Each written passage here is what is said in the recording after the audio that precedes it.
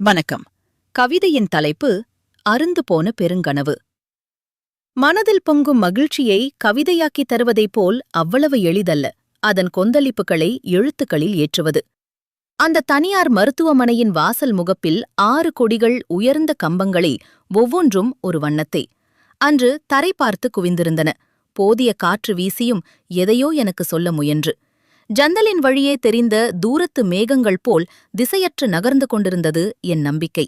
அவ்வப்போது தனன் உருவை மாற்றி பெரிதாக சிறிதாக முடிச்சுக்கள் போட்ட முடிச்சுக்களை அவிழ்க்க முயன்று சில நேரங்களில் காணாமல் போய் சுய வருத்தத்தின் ஓலங்கள் தொண்டையில் நங்கூரமிட்டிருந்தன, உடைந்து வெடிக்க வழியின்றி.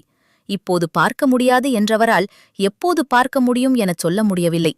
தீவிர சிகிச்சை பிரிவின் விதிகளோடு கைகோர்த்து கொண்டது கொரோனாவின் தொற்று சதவீதம் நுரையீரலில்.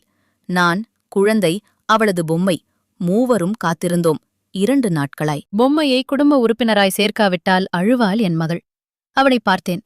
சிரிக்க கற்றுக் கொடுத்து கொண்டிருந்தாள் பொம்மைக்கு.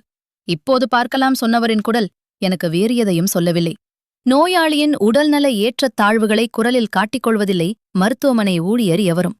2 நிமிடங்கள் தந்தனர். அடையாளம் தெரியாத அளவுக்கு ஏதேதோ உடைகளை தந்தபின் சிறிதும் பெரிதுமாய் நிறைய குழாய்கள், டிஜிட்டலில் அவரது உடல் நலம், தலைமாட்டிலிருந்த திரையில் எல்லா எண்களுமே சிவப்பில் பார்க்க குறைந்து கொண்டே சென்றன. சாவின் நெடி மிக அருகில். மரணம் மலரக் காத்திருந்தது அவரது படுக்கையில். எனக்கு எல்லாமே புரிந்தது. அடுத்த நடவடிக்கை என்ன என்பது உட்பட. இன்று புதிதாய் தெரிகிறது பார். தினம் தினம் வானத்தை பார்க்க மகளிடம் யார் சொல்வாரினி? அதோ அந்த நட்சத்திரம் உன்னை விளையாட அழைக்கிறது என தூரத்து நட்சத்திரங்களில் ஒன்றை மகளுக்கு யார் காட்டுவாரினி? பொம்மைகளை மகிழ்விக்க கற்றுத்தரும் அவளை யார் மகிழ்விப்பாரினி? எந்த வெளிச்சம் இனி அவளது வீட்டை நிரப்பும்? கடலில் புயல் மையம் கொண்டால் மிதக்கும் கப்பலில் தப்பிக்கலாம். அக்கப்பலில் அது மையம் கொண்டால்? பதிலற்ற கேள்விகள். கையறு நிலையில் வெற்றிடமாகும் மனத்தில் மெல்ல வேர்விடும் எண்ணங்களில் முதலிடம் பதிலற்ற கேள்விகளுக்கே. கார் வீறு நோக்கி ஓடியது. அவரில்லாமல் நான்தான் ஓட்டினேன். எண்ணங்களில் நிரம்பிய எதிர்காலச் சுமை குருதி ஓட்டத்தில் வழிந்தது. அது கைகளின் தடுமாற்றத்தில் வெளிப்பட்டது. தடுமாறும் நேரமல்ல இது எனக்கு, நானே சொல்லிக் கொண்டேன். வீடு வந்தோம். இன்று அப்பா முத்தமே தரவில்லை. அவளது அற்புத உலகிலிருந்து வருந்தினாள் குழந்தை.